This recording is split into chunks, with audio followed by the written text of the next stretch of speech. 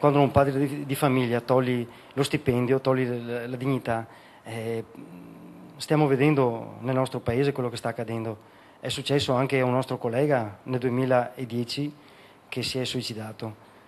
Sembrava una cosa strana, uno si suicida, adesso sta accadendo, ogni giorno si sente, questa politica sta istigando il suicidio. Dalla cima del campanile di San Marco un dito puntato dritto in faccia ai responsabili della situazione della Vinyls e di tutto l'ex sito industriale di Porto Marghera.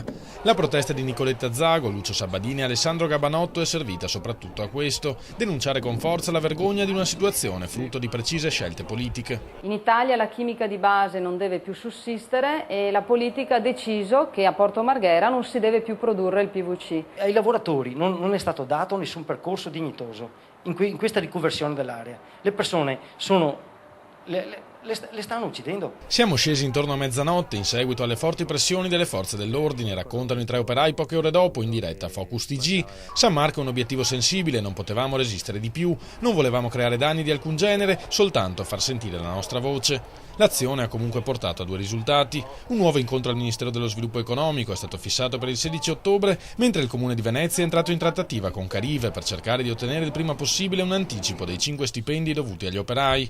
La nostra lotta non finisce qui, promettono Nicoletta, Lucio e Alessandro. Abbiamo visto troppi nostri compagni distrutti dalle ingiustizie che stiamo subendo, continueremo a combattere anche per loro. Noi non vogliamo rassegnarci perché la rassegnazione ti fa ammalare, ti distrugge. Noi già stiamo pensando a qualche altra forma di protesta, sempre civile. Cioè? Non possiamo dirlo prima. Non potete dire. Sempre che comunque è in sempre una cosa dignitosa, pacifica che e non toccherà violenta. i sentimenti e il cuore delle persone.